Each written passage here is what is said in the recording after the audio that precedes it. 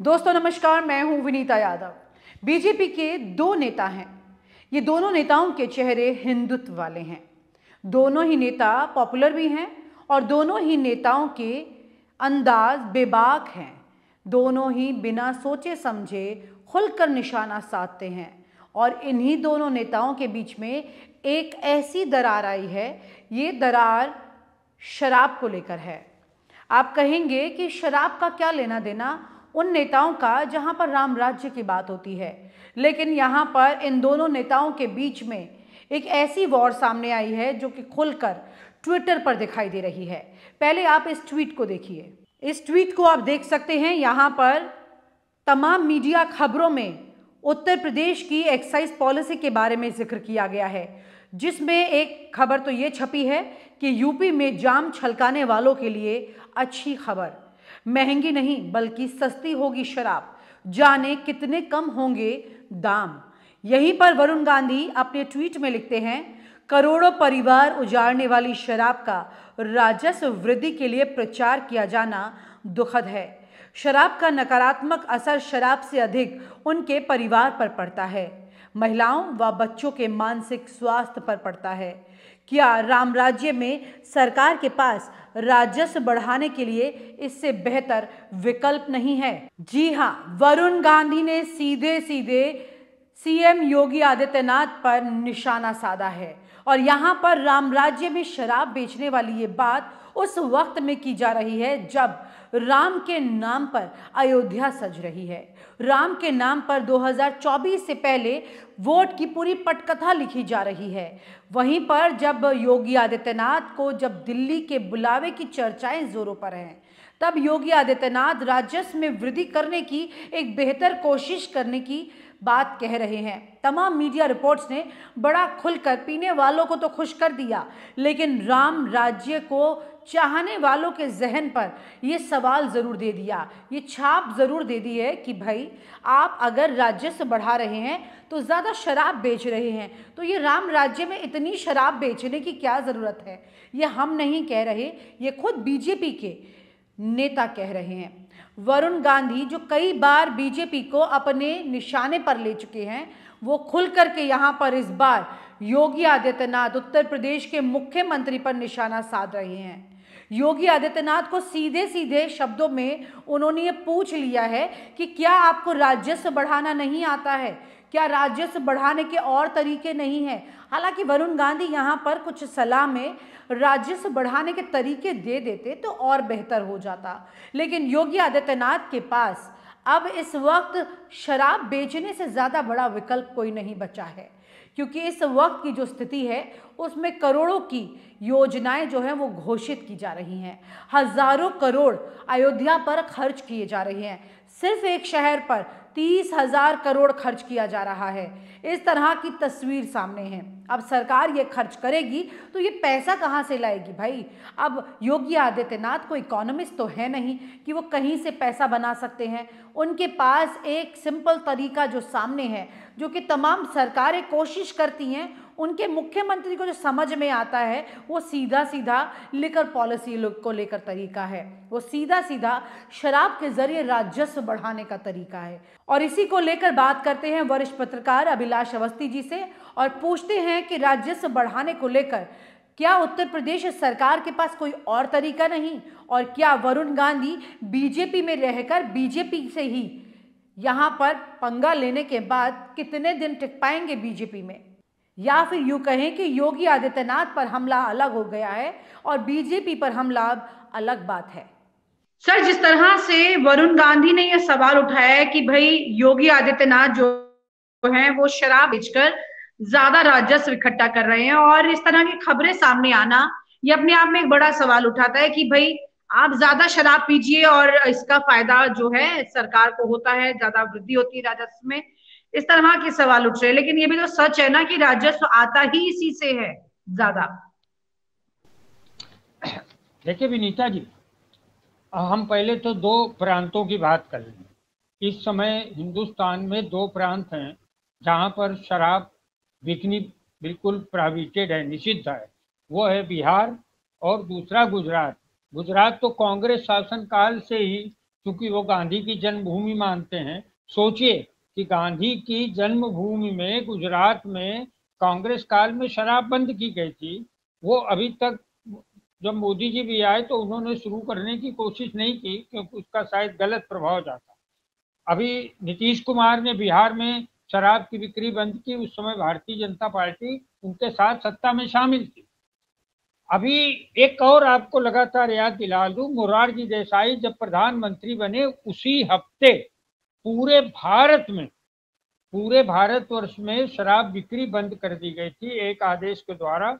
मैंने देखा है, उस समय मैं छात्र जीवन में था कि लोग शराब से नहा रहे थे बाल्टी में, क्योंकि वो 8-8 आने 1-1 रुपए के वो सब मिल रहे थे। तो ये ऐसा भी इस देश में हुआ है। लेकिन अभी जो इसका क्या, मैं अब जब इस विषय पे थोड़ा स्टडी कर रहा था तो मुझे लगा कि राम भी और जाम भी, अब इसका शीर्षक क्या देंगे आप कि उत्तर प्रदेश में राम के साथ जाम, ये भी नहीं चलेगा। राम राम भी और जाम भी एक वातावरण बना रहे हैं। पिछले 35 सालों का संघर्ष है लाल कृष्ण आडवाणी का और भारतीय जनता पार्टी का, और उन्होंने राम मंदिर बनवाने की कोशिश की। राम मंदिर बन गया, 22 जनवरी को वो राम मंदिर का उद्घाटन भी है। लेकिन उसके, अरे आप थोड़ा 22 जनवरी के बाद लाते योगी जी, तो उसके पहले ही ले आए। वहां कैसे 50,000 करोड़ रुपए उनको एक साल में इकट्ठा करना है राजस्व शराब से। अब उसके लिए उन्होंने क्या किया है, हम लोग तो जब कानपुर से लखनऊ जाते हैं तो हमारे साथ मेरी श्रीमती जी इस बात पे हंसी कई बार कि महा ठंडी बियर, तो उनको थोड़ा वो हिंदी की पोस्ट ग्रेजुएट हैं, तो ये इस ढंग से प्रचार होता है शराब का उत्तर प्रदेश में। इसमें सबसे हास्यास्पद बात क्या है विनीता जी, कि जो मेट्रो ट्रेन के स्टेशन है और जो मूल स्टेशन है रेलवे के, उनके बाहर आप खड़े होकर शराब पी सकते हैं। अरे भाई, मेट्रो स्टेशन बढ़ गए हैं जब से मेट्रो ट्रेन आई है, वहां पर आप खड़े, वहां लड़कियां जाती हैं स्कूल कॉलेज सब वहां से निकलती हैं। हमें याद है जब मैं उत्तर प्रदेश में था या जब भी जाता रहा, ये जो योगी जी के पहले की जो सरकारें थी उसमें ये तक लिखा था कि इस किसी स्कूल कॉलेज के 100 मीटर के दायरे में शराब का ठेका नहीं दिया जाएगा, आपको याद होगा। तो वो था, बल्कि यहाँ पर तो ये भी है, महाराष्ट्र में कभी था कि 100 मीटर के दायरे में गुटखा भी बिकना, गुटखा की बिक्री भी निषेध थी। लेकिन अभी उन्होंने, क्या बड़ा हास्यास्पद है कि ये भगवा कपड़े पहनते हैं और शराब। चलिए, मुझे देखिए अचानक याद आया, देखिए अचानक, मैं कोई पर्सनल आक्षेप नहीं कर रहा हूं, जब अखिलेश यादव पर इन्होंने आरोप लगाया था कि उन्होंने जब मुख्यमंत्री आवास खाली किया तो टोटी ले गए, तो उसके एवज में काफी भाजपाई प्रचार कर रहे थे टोटी के विषय में, तब उसके एवज में अखिलेश यादव ने सिर्फ एक बात कही थी, तो वो कहना भूल गए कि साहब जो है ये चिलम बरामद होगी अब वहां से। तो इस ढंग की बात, तो हम ये नहीं कहना चाहते हैं योगी जी से चिलम को या कुछ जोड़ना नहीं चाहते हैं, लेकिन भांग के ठेके और शराब के ठेके और ये बियर के, ये सारी चीजें इतना नॉर्मल बना दी गई हैं कि बड़ा अजीब सा लगता है। लेकिन लेकिन सर, बात ये भी सच भी तो है ना कि कोरोना के दौर में जब शराब की बिक्री नहीं हो रही थी तो राज्य का राजस्व भी बहुत ज्यादा नीचे गिर गया था। और उसके बाद जैसे ही ये सब प्रतिबंधित स्थितियां खुली तो उस वक्त ये सिचुएशन सामने आ गई थी कि कौन राज्य सबसे ज्यादा राजस्व शराब की बिक्री से इकट्ठा कर पाता है, जिसमें दिल्ली, हिमाचल, कई राज्य थे, उत्तराखंड, सब। देखिए, ये बात तो सही, हम अगर मॉरल की बात करें तो हम फिर मॉरल की भी थोड़ी और करना चाहिए। अगर हम राजस्व की बिक्री की बात करें तो हमको ड्रग्स भी अगर बेचेंगे तो शायद 50,000 की जगह 75,000 करोड़ की बिकेगी। अगर हेरोइन या इस ढंग की, तो शराब एक नशे की वस्तु है। कोरोना काल में या किसी भी काल में देखिए, कई बार आपने, नरेंद्र मोदी की सरकार ने 100 लाख करोड़ कर्जा ले लिया। हाँ, 100 लाख करोड़ कर्जा लेके आपने सब कोरोना में किया, कोरोना में पीएम केयर फंड में जाने कितने लाख करोड़ रुपया आया, उसका अता पता नहीं। तो जो आपने देश के लिए जो कर्जा लिया है, आप उससे थोड़ी सी राहत पहुंचाएं। लेकिन शराब की बिक्री अगर बंद नहीं कर सकते तो ये फैसिलिटी किस ढंग से फैसिलिटी दी गई है कि अगर आपके बाहर, मैं देखता हूं, मैं तो जाता रहता हूं, मैं उत्तर प्रदेश का ही, तो उस बगल में अगर थोड़ी सी 100 वर्ग मीटर फीट जगह है तो वहां पर आप खड़े खड़े शराब पी सकते, मतलब you can convert as a ठीक है सर, मॉडल टाउन। लेकिन सर यहाँ पर एक बड़ा सवाल तो ये भी है ना कि वरुण गांधी जो खुद बीजेपी से हैं, और जब वो जिस तरह से ये बात कह रहे हैं, ऐसे में खुद अपनी ही पार्टी के मुख्यमंत्री को निशाने पर ले रहे हैं, इस पर आप क्या कहेंगे? देखिए, वरुण गांधी की नीयत और वरुण गांधी के भविष्य के सारे योजनाएं ऑलरेडी सामने आ चुकी हैं। वो सामने किसान आंदोलन में भी आई। वरुण गांधी ने किसान आंदोलन में भी विरोध किया था केंद्र की मोदी सरकार का। लखीमपुर कांड में तो बड़े मुखर होकर बोले थे वरुण गांधी। और बेरोजगारी के मुद्दे पर वो हमेशा बोलते रहते हैं। इनमें ये जो एथलीट लड़कियां हैं उनके विषय में भी इन्होंने वरुण गांधी ने कई बार बोला। तो वरुण गांधी बहुत मुखर होकर वर्तमान केंद्र सरकार और राज्य सरकार जो भारतीय जनता पार्टी है उसके खिलाफ बोल रहे हैं। और उनको, उनकी हम लोग समझ सकते हैं कि उनकी नीयत क्या है, भविष्य में उनका क्या प्लान है। लेकिन जो वो बोल रहे हैं वरुण गांधी, वो बहुत अच्छा बोल रहे हैं। वरुण गांधी को तो, उनके व्यक्तित्व को तो सल्यूट किया जाना चाहिए एक बार, कि उन्होंने सीधे बोला कि आप एक तरफ तो भक्ति का वातावरण बनाने की कोशिश कर रहे हैं और दूसरी तरफ आप शराब को बिकवा रहे हैं। मेट्रो स्टेशन के अगल बगल खड़े होकर बियर की बोतल लेके बच्चे पिएंगे, लड़के पिएंगे। दूसरा, वरुण गांधी ने यह भी कहा कि ये एक्चुअली परिवार इसमें बर्बाद होते हैं। उनका इशारा ये है कि इसमें शराब जो पीता है, आपने शराब महंगी की है। अभी उन्होंने 50,000 करोड़ कैसे इकट्ठा करेंगे, शराब महंगी की है उन्होंने। शराब महंगी की है तो जो व्यक्ति शराब पीता था उसको अपनी तनख्वाह से अब ज्यादा पैसे देने पड़ेंगे, तो उसका परिवार प्रभावित होगा। दूसरा, वो शराब पी के जो घर पे आएगा तो वो शराब, जो घर के दूसरे सदस्य हैं, देखिए मैं आपको एक वर्ल्ड हेल्थ ऑर्गेनाइजेशन का एक सूत्र बता रहा हूं आपको, जो शायद आपको दूसरे ना बता पाए। वर्ल्ड हेल्थ ऑर्गेनाइजेशन ने स्पष्ट रूप से कहा है कि जो शराब पीता है एल्कोहलिक, वो तो शराबी होता ही होता है, लेकिन उसके साथ रहने वाले घर के लोग को एल्कोहलिक हो जाते, वो उन्हें ठीक है सर, लेकिन यहाँ पर राम राज्य की बात उन्होंने स्पेसिफिकली लिखी है, तो ये बात निशाना सिर्फ शराब पर है या फिर पूरी तरह से बीजेपी पर है, जो कि इस वक्त राम राज्य की बात यूपी में कर रही है, और वहीं पर शराब को हाईलाइट करके एक तरह से कॉन्ट्रडिक्शन जो है वो सामने लाकर खड़ा कर दिया है वरुण गांधी ने। तो वरुण गांधी को क्या इसका पे बैक नहीं करना पड़ेगा अपनी पार्टी में? नहीं, मेरे ख्याल से वरुण गांधी के जो स्टेप्स हैं वो अभी बहुत ही सराहनीय हैं।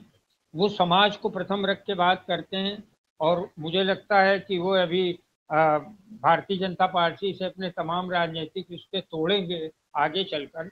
लेकिन वो पार्टी की बात है, वो ठीक है, अपने पार्टी के खिलाफ जा रहे हैं, वो उनका राजनीतिक साहस है, जाना भी चाहिए। ऐसे लोगों को इतिहास में याद करते हैं लोग। लेकिन वो बात तो समाज की कर रहे हैं, वो टॉन्ट कर रहे हैं कि एक तरफ तो आप रामलला हम आएंगे, मंदिर वहीं बनाएंगे, रामलला हम आए हैं, मंदिर वहीं बनाया है, अब ये नारे लगेंगे। दूसरी तरफ आप तमाम लोगों को भगवा वस्त्र बांट रहे हैं, तमाम बिल्ले बांटे जा रहे हैं, अभी से तमाम चीजों की छपाई हो रही। मुझे कानपुर लखनऊ से उसके वो आते हैं, बनियाइनें छप रही हैं। ये सब छाप के आप 22 जनवरी के एक हफ्ते पहले आप राम का वातावरण बना रहे हैं, भक्तिमय वातावरण, और वहीं पर आप शराब की नीति का इस ढंग से प्रचार प्रसार कर रहे हैं। आप राम का प्रसार भी कर रहे हैं और जाम का प्रसार भी कर रहे हैं। राम और जाम एक साथ योगी जी लाए हैं। और मुझे तो थोड़ा सा, मैं आपको जरूर बोलना चाहता हूँ कि तो मुझे योगी जी की नीयत में शक है। एक्चुअल क्या है कि अभी हमारे आप सबके पास पूरे मीडिया में खबरें छाई हैं कि योगी और मोदी जी की बन नहीं रही, योगी और मोदी जी की नहीं बन रही है।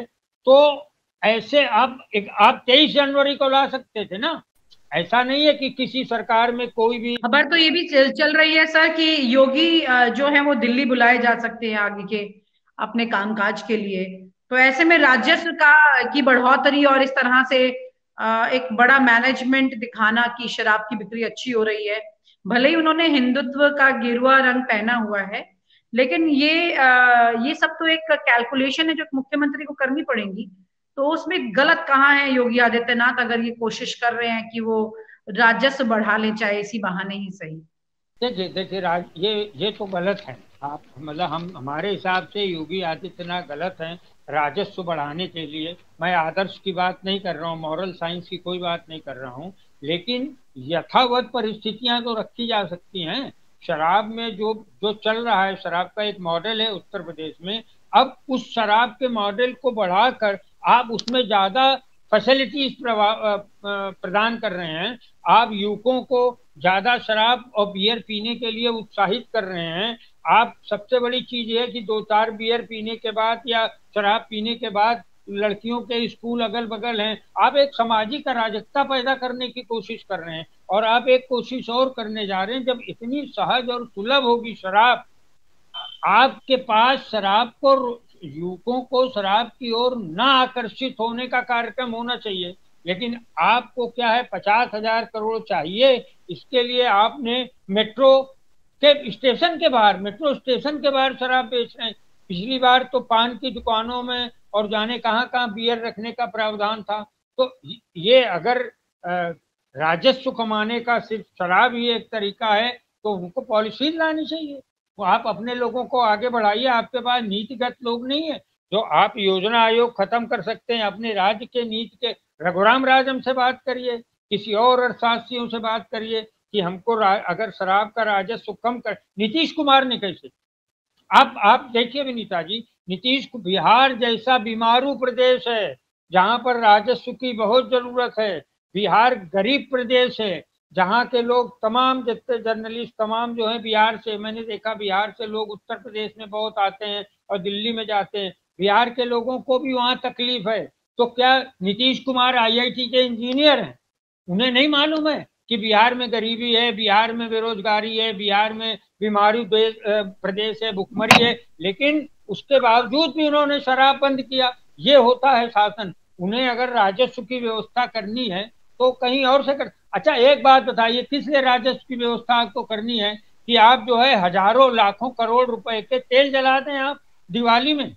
अरे ये तो बड़े पर्सनल निजी त्योहार हैं, लोग अपने घरों में दीपक जलाते हैं। आप झूठे मूठे आडंबर के लिए, अब ये धार्मिक आडंबर ये करेंगे। लेकिन सर तमाम तरह की योजनाएं भी सामने हैं। 30,000 करोड़ के आसपास का जो एक अनाउंसमेंट है वो राम मंदिर के दौरान करने जा रही है सरकार की। इतना खर्चा जो है वो इसके ऊपर करेगी खर्च इतना, तो ये सब चीजें कहाँ से आएंगी अगर ये चीजें मैनेज नहीं की जाएगी। और अगर शराब पीना ही इतना गलत है और ये तमाम तरह की चीजें हैं सामने, तो फिर ये सोल्यूशन भी तो देना चाहिए वरुण गांधी को कि ठीक है आप, क्योंकि वो नेता हैं, इस तरह की कैलकुलेशंस पर वो अपना आइडिया बता सकते हैं कि आप इसकी जगह ये करते तो बेहतर होता। आपने बड़ा अच्छा आंकड़ा इस समय दिया कि 30,000 करोड़ राम के नाम पे खर्च कर रहे हैं और 50,000 करोड़ शराब से निकाल। तो भैया शराब से पैसा निकालने के राम पर जो खर्च कर रहे हैं वो शराब से निकालेंगे। अखिलेश यादव ने साफ बोला कि आप 1 ट्रिलियन की इकोनॉमी बनाने की बार बार यूपी में बात करते हैं, तो क्या शराब के ही बल पर बनाएंगे? शराब वो तो यहां तक बोल दिए अखिलेश यादव कि अगर शराब इतना सर्व सुलभ है तो आप ऑफिसों में बेचना शुरू कर दिए। जो सरकारी ऑफिस हैं, पीडब्ल्यूडी के ऑफिस हैं, यूपीएफसी के ऑफिस हैं और जितने ऑफिस है वहां भी शराब बेची जा सकती है। वहां तो अलग से आपको। तो ये एक एक घटिया मॉडल है इनका, योगी जी का। और मैं तो कहूंगा योगी जी को नीतीश कुमार से बात करनी चाहिए अगर उनके अंदर थोड़ा भी हिम्मत है। और उनके पास कोई बड़े विचारक लोग तो हैं नहीं, तो सिर्फ इतना ये कह देना कि शराब से हमको राजस्व मिलेगा। राजस्व अब आप अपना खर्चा भी तो कम करिए ना, आप अपने खर्चे कम करिए। नौकरियां तो आप दे रहे हैं, ठीक है, अगर आप 50,000 करोड़ आप कमा रहे हैं शराब से, आप 1 लाख करोड़ कमाइए, लेकिन रोजगार दीजिए ना। आप वो 50,000 करोड़ से लोगों की तनख्वाहें दीजिए, लेकिन आप उल जलूल कामों में खर्च करते हैं। आपके ब्रजेश पाठक आते हैं, देखिए लेकिन सर वरुण गांधी की इस बात से दिल्ली नाराज नहीं हो जाएगी? बार बार बीजेपी में कमी ढूंढ लेते हैं वो। देखिए, दिल्ली ऑलरेडी वरुण गांधी से नाराज चल रहा है। और वरुण गांधी, देखिए वो संजय गांधी की औलाद हैं। मैं संजय गांधी को बहुत करीब से देखा हूं। मैं वो जो है, वो एक एक मैंने कनॉट प्लेस में संजय गांधी को लाठी खाते हुए देखा है। मैंने संजय गांधी को राजनारायण और दूसरे चरण सिंह के समय तमाम टेप करते हुए देखा है। ये कमलनाथ और ये जगदीश टाइटलर और ये सब लोग उस समय की पैदाइश हैं। अब उन्हीं के बेटे हैं संजय गांधी के बेटे हैं वरुण गांधी।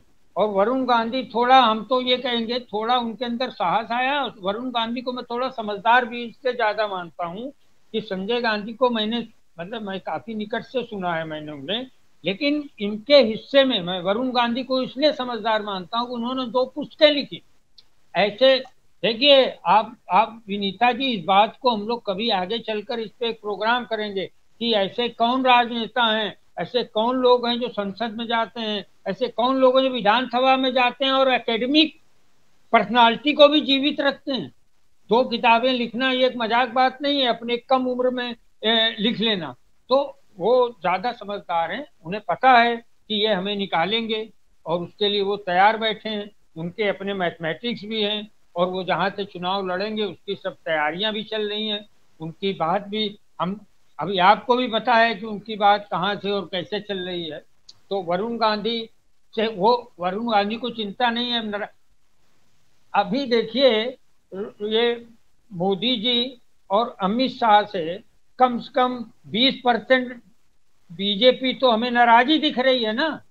वसुंधरा नाराज दिख रही, गडकरी नाराज दिख रहे हैं, शिवराज नाराज दिख रहे हैं, रमन सिंह नाराज दिख रहे हैं, ये सुब्रमण्यम स्वामी नाराज दिख रहे हैं, सत्यपाल मलिक नाराज दिख रहे हैं, वरुण गांधी नाराज दिख रहे हैं, मेनका गांधी, सबसे वो नाराज बैठे हैं।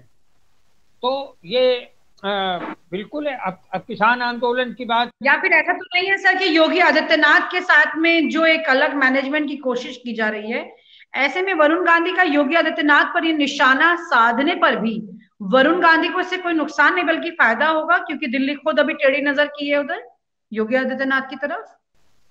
देखिए, एक एक वक्तव्य जो है, देखिए वक्तव्य मैंने कहा वरुण से पहले अखिलेश यादव ने दिया कि अब एक वक्तव्य देने से इन्होंने बाकायदे किसान आंदोलन में कितना इन्होंने केंद्र सरकार को कोसा है। मुझे याद है, आपको भी वो वक्तव्य याद होंगे, इन्होंने बेरोजगारी पे कितनी बार लताड़ा है नरेंद्र मोदी सरकार को। तो इन्होंने बहुत सारी जगहों पर इनको ललकारा है।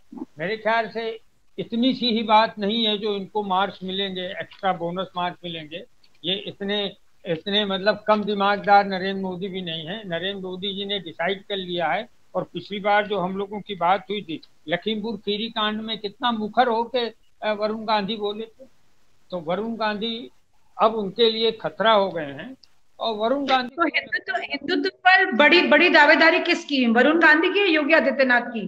क्योंकि योगी आदित्यनाथ उसी हिंदुत्व राम राज्य में शराब बेच रहे हैं और वरुण गांधी उसका विरोध कर रहे हैं, तो किसकी दावेदारी ज्यादा समझी जाएगी सर यहाँ? देखिए, हिंदुत्व पे कोई किसी की दावे, मैं थोड़ा सा आपको एक सूचना और दे दूं, नहीं मैं भूल जाऊं कि शायद आज या कल शायद उन्होंने अयोध्या का दौरा किया। बड़ी गलत ढंग से ये सूचना आई है हम सब लोगों के पास कि योगी आदित्यनाथ ने कल अयोध्या का दौरा किया और उन्होंने वहां के सारे होटलों, गेस्ट हाउस, सारे सराय, सारे आश्रय स्थल, सारे श्रद्धालुओं के रुकने की जगह पर ऑर्डर जारी कर दी कि यहाँ से सब हटाओ, होटलों की बुकिंग कैंसिल करवाए, होटलों की बुकिंग कैंसिल करा। यानी अगर मैं वहां, मेरे होटल की बुकिंग कैंसिल है, मैं कानकुज ब्राह्मण हूँ, मैं भी जब सोचूंगा कि राम मंदिर के उसमें जाए, मैंने 15 दिन पहले से बुकिंग करा ली, तो मैं नहीं जा सकता। मैं परमिट नहीं, मेरा होटल की बुकिंग मैंने कराई नहीं थी, लेकिन बता रहे हैं ऐसे मेरे मुंबई के कुछ लोगों ने कराई थी, उनको आ गया कि वो कैंसिल हो गया, आप अब ये दूसरी। तो अब और उन्होंने लिमिटेड कर दिया। तो ये जो सूचना है इसका परिणाम ये निकल रहा है वीआईपी के हो गए राम। राम अब आम जन के नहीं है, राम नहीं रहे आम के, बल्कि पहुंच गए मतलब जाम तक। और एक बड़ा कोई कुमार विश्वास को इसमें कविता लिखनी चाहिए कि राम नहीं रहे आम के और उसके वर्सेस जाम आ गए। देखिए ये तीनों का एक बड़ा कॉम्बिनेशन है।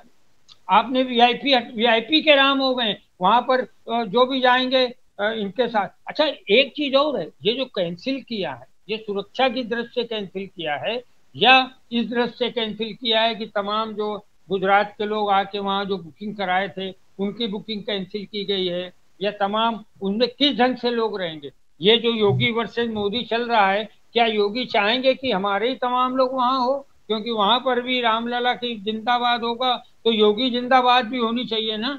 रामलला जिंदाबाद होगा तो मोदी जिंदाबाद होगी। खुलेआम ये देखिए दिखाई पड़ेगा आपको। इसलिए अयोध्या में अब वो खाली होटलों और इन सब में कौन रहेगा ये देखना पड़ेगा। और योगी को भी अपने राम का भान हो गया है कि योगी को भी अंदर से तकलीफ है ना। योगी तो ठाकुर आदमी है, योगी सवर्ण आदमी है। उन्हें भी बार बार लोग बोलते हैं यार कम से कम किसी ब्राह्मण आमतौर पे, जे मैं नहीं ब्राह्मण हूं इसलिए नहीं कह रहा हूं, आमतौर पे पूजा पाठ मेरे यहाँ भी जब होती है पूजा पाठ बंबई में, तो हम एक ब्राह्मण को बुला के पूजा पाठ कराते हैं। तो कोई भी पूजा पाठ है विनीता जी, ये बहुत बड़ा सूत्र है कि आप किसी ब्राह्मणवाद की बात नहीं करें, प्रारंभ और चारों शंकराचार्य से शुरू करवाइए ना। तो योगी को भी खड़ा करिए, योगी को भी चाहिए राम।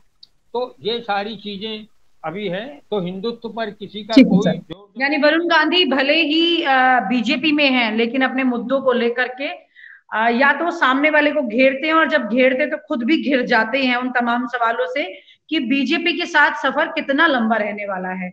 यहाँ पर वही उनका एक बेधड़क अंदाज है, इसी को वही उनकी एक पर्सनालिटी को शायद अब एड ऑन कर रहा है कि हिंदुत्व की एक कट्टर परिभाषा जो है वो उनकी पर्सनालिटी से मैच होने लगी है। और ये मैच होने के साथ साथ उनको अब किस पार्टी में आश्रय भी मिलेगा ये भी एक बड़ा सवाल अपने आप में बन जाता है। लेकिन फिलहाल वो अपने उन तमाम तेवर के साथ में बिना सोचे बिना संकोच किए बीजेपी के ही नेताओं को अपने निशाने पर ले रहे हैं। बीजेपी किस तरह निशाना बनाएगी ये भी एक अलग सवाल बनेगा, आगे देखते हैं वक्त के साथ में। Thank you so much sir. और आप हमसे जुड़े रहने के लिए सब्सक्राइब करें YouTube पर, फॉलो करें Twitter पर और लाइक करें Facebook पर। और ज्यादा जानकारी के लिए आपको टाइप करना होगा सिर्फ न्यूज़ नशा।